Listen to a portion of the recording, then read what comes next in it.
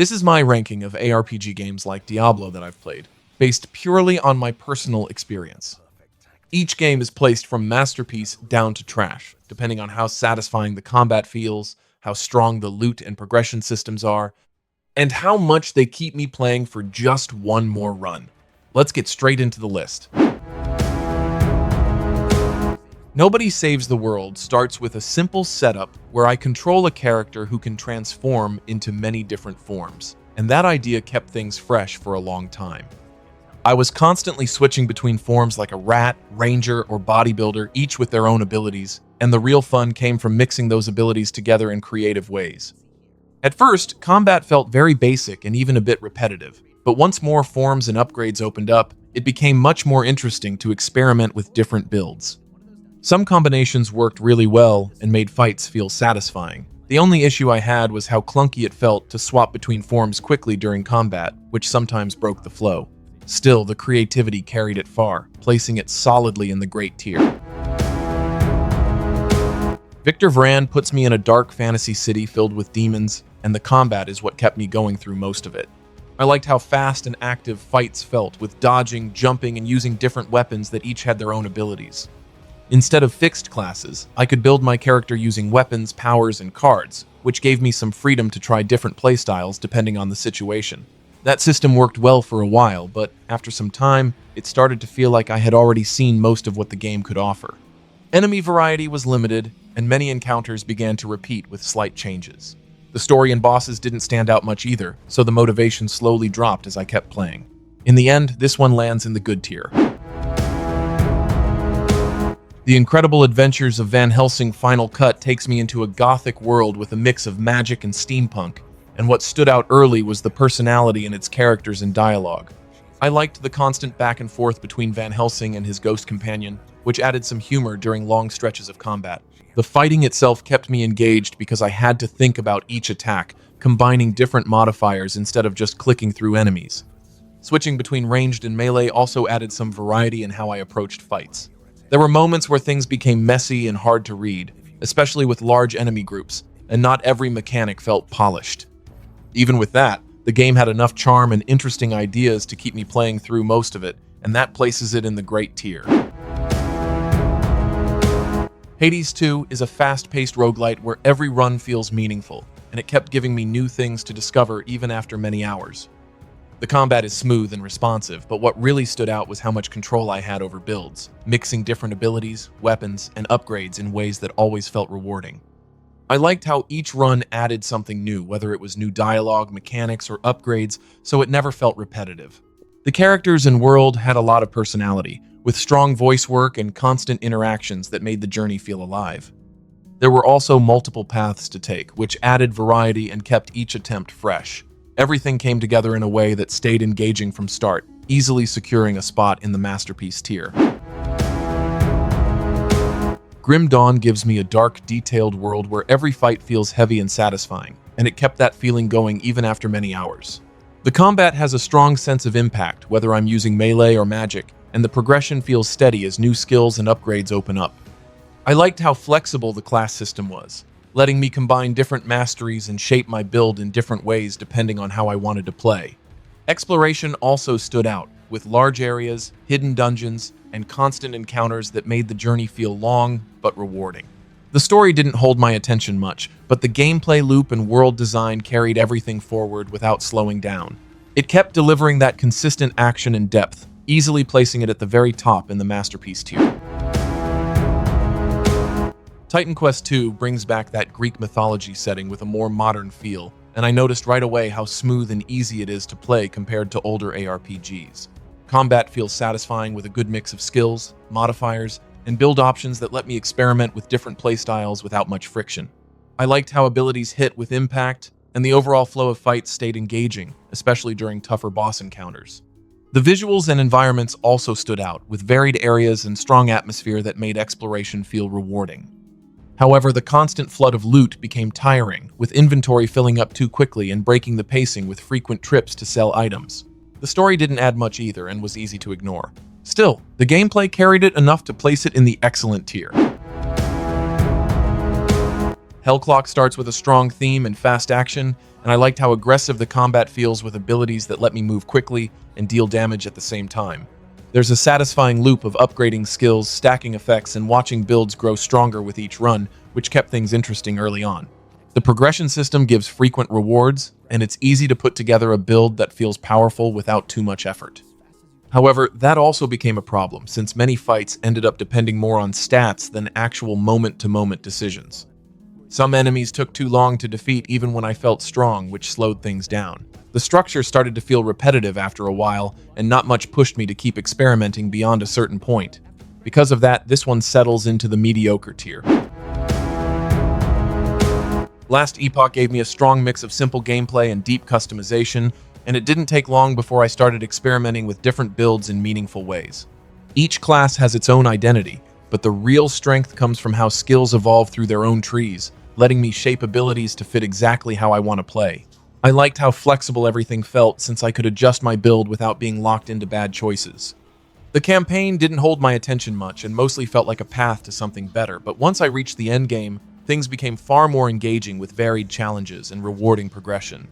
There were also some technical issues that showed up from time to time, especially online. Still, the depth and build variety easily carry it into the excellent tier. Achilles Legends Untold takes place in a Greek myth setting with a simple revenge-driven story, but what kept me going was the steady flow of combat and exploration.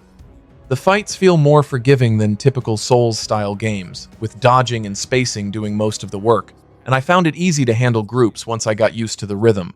It leans more toward a dungeon crawler feel, where enemies often become fodder and the focus shifts to clearing areas and collecting gear. I liked how rewarding exploration was, with plenty of side paths and upgrades that made progress feel constant. However, combat could get messy in crowded fights, and targeting didn't always work the way I wanted. The presentation and voice work also felt uneven at times. That leaves it sitting in the good tier. The Ascent gives me a cyberpunk world that feels dense and alive, and that setting alone kept me interested as I moved through its different areas. The combat stands out because it plays more like a twin-stick shooter, where aiming, dodging, and positioning matter a lot more than just clicking through enemies. I liked how weapons felt impactful, with strong effects that made fights satisfying, especially once better upgrades started to unlock. The progression system also worked well, letting me improve skills and gear in ways that had a clear effect during combat. However, the early hours felt a bit slow, and the story didn't leave much of an impression.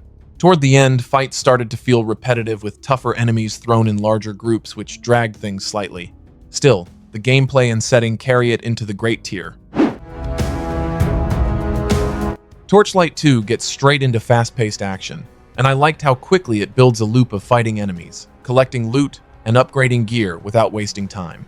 The combat feels smooth and responsive, with different skills and builds that let me shape my character in distinct ways depending on how I want to play. I enjoyed how the game keeps throwing new areas and enemy types, so things rarely feel stale as I move forward. The loot system is a big part of why it works, with constant drops that keep me checking for better gear and adjusting my build. The story doesn't stand out much, but it never gets in the way of the gameplay. Everything flows together in a way that stays engaging for hours, earning it a place in the excellent tier. Minecraft Dungeons keeps things simple and easy to get into, and I liked how quickly it lets me jump into combat and start collecting loot without much setup. The gameplay loop is familiar, fighting through levels, finding gear, and upgrading equipment, but it works well and stays fun for a good amount of time. I enjoyed the visuals a lot, with bright environments and smooth performance that made each area nice to explore. The enchantment system adds a bit of flexibility, letting me tweak gear in small but useful ways. However, the depth is limited compared to other ARPGs with no real class system and fewer build options. The story also feels very basic and doesn't add much to the experience. It stays enjoyable for what it is, which places it in the good tier. Chronicon focuses heavily on fast combat and deep build customization, and I liked how quickly I could start shaping my character through skills and gear. The game offers a huge amount of flexibility, with different classes and skill trees that let me experiment and adjust builds without too many restrictions. I enjoyed how loot and upgrades constantly pushed my character forward, giving me new ways to deal with enemies and improve my setup. The core loop is very addictive, with large levels, lots of enemies, and frequent rewards that kept me playing longer than I expected. However, the presentation feels rough, and the visuals don't always do a good job of showing what's happening during combat. Some systems also felt a bit overwhelming at times. Still, the depth and replay value easily place it in the excellent tier. Shadow's Awakening has an interesting concept where I can switch between two different worlds and control multiple characters, and that mechanic added some variety to both combat and puzzles. I liked how certain paths and solutions only worked in one realm, which made exploration a bit more engaging than usual. The story also had some depth, with strong voice acting that helped bring the world to life. However, outside of that main mechanic, most of the gameplay felt very familiar and didn't stand out much compared to other ARPGs.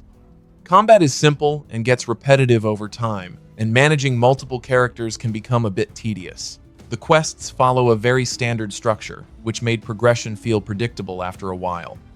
It has some good ideas, but not enough to stay interesting throughout, placing it in the mediocre tier.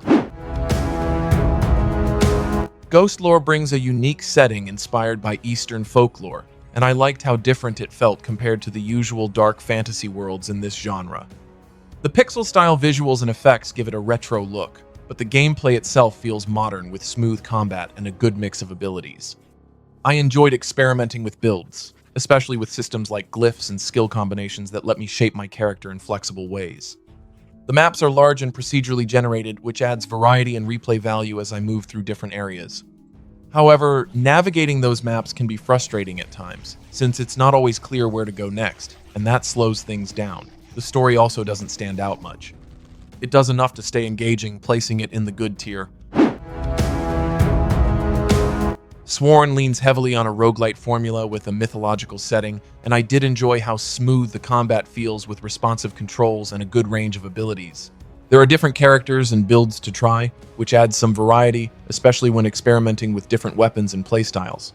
The co-op side also adds some chaotic fun, making fights more dynamic when playing with others. However, when I played solo, the experience felt much more basic and lacked depth over time.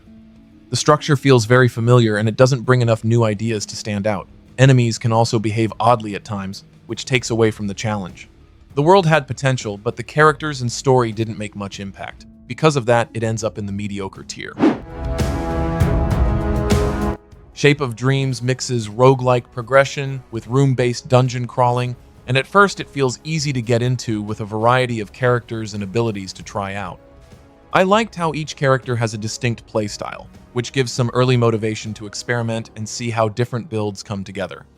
The loop of clearing rooms, collecting upgrades, and pushing through multiple stages works well for a while, especially when playing in co-op where things become more chaotic. However, after some time, the structure starts to feel repetitive, with runs blending together and not offering enough variety to stay interesting. The story barely adds anything, and the overall experience lacks a strong hook to keep me coming back long-term. The systems are there, but they don't come together in a meaningful way, leaving it down in the trash tier. Book of Demons stands out right away with its pop-up book art style, and I liked how different it feels compared to most ARPGs. The gameplay mixes ideas from dungeon crawlers and card systems, letting me build my abilities through cards instead of a traditional skill setup. I enjoyed the risk and reward in combat, where choosing when to stand still or move could change how fights play out. The progression system also adds some interesting choices, especially with how upgrades are handled over time. However, there are moments where the controls feel awkward, and targeting enemies doesn't always work the way I expect. Some design issues and repetitive audio can also get annoying during longer sessions. Despite those problems, the unique approach and gameplay ideas carry it into the great tier. Path of Exile 2 builds on everything I expect from the genre and expands it with deeper systems that kept me thinking about builds even when I wasn't playing. The combat feels more active, with dodging and positioning playing a bigger role, especially during boss fights where I had to react instead of repeating the same actions. I liked how much variety there is between classes and how differently each one plays, giving me strong reasons to try new setups. The skill trees and progression systems are massive, offering a level of customization that goes far beyond most ARPGs. The endgame also has a lot to explore, with systems that kept the grind feeling meaningful. There are some rough edges with balance and repetition in parts, but the depth and replay value easily push it into the masterpiece tier. No Rest for the Wicked takes a slower and more methodical approach to combat, and I liked how every fight requires attention to timing, positioning, and stamina management. It feels closer to a mix of ARPG and Souls-like, where I couldn't just rush through enemies without thinking. The world design stood out a lot, with detailed environments and vertical level layouts that made exploration feel rewarding. I also liked how different weapons changed the way I approach combat, adding variety without overcomplicating things. The city hub adds another layer, letting me rebuild and interact with characters, which gives a sense of progression beyond combat. However, inventory management and resource gathering can slow things down, and some systems feel a bit rough due to its current state. Still, the strong foundation and unique direction place it in the excellent tier. Heroes of Hammerwatch 2 builds on a strong roguelite loop, and I liked how everything connects between runs, from upgrading the town to improving characters and unlocking new options. Each run feels meaningful because even when I fail, I'm still progressing in some way, which kept me coming back for more. The classes offer a lot of variety, and I enjoyed trying different builds, especially since it's easy to adjust skills and experiment with new setups. Combat stays simple but effective, with a steady flow of enemies and upgrades that keeps things moving. Playing with others adds another layer, making runs more chaotic and fun. However, the structure can feel repetitive after long sessions since the core loop doesn't change much. It still manages to stay engaging enough, earning its place in the great tier. Darksiders Genesis takes a different approach with its isometric view, and I liked how it blends action combat with exploration and light puzzle elements. The combat feels impactful, especially when switching between characters that have very different playstyles, which adds variety throughout the game. I enjoyed how levels encourage exploration, with hidden paths, upgrades, and rewards that made revisiting areas feel worthwhile. The progression system also keeps things moving, giving steady upgrades that improve both combat and abilities over time. The dynamic between the two main characters adds some personality, even if the story itself stays fairly simple. However, there are moments where the camera and environment can get in the way, making fights harder to read. Despite that, it stays engaging from start to finish, placing it in the great tier. That's my take on ARPGs like Diablo, based on what kept me playing and what started to fall off over time. From deep build systems to simple loot loops, some stayed with me for the long run, while others faded pretty quickly. Thanks for watching, and I'll see you in the next one.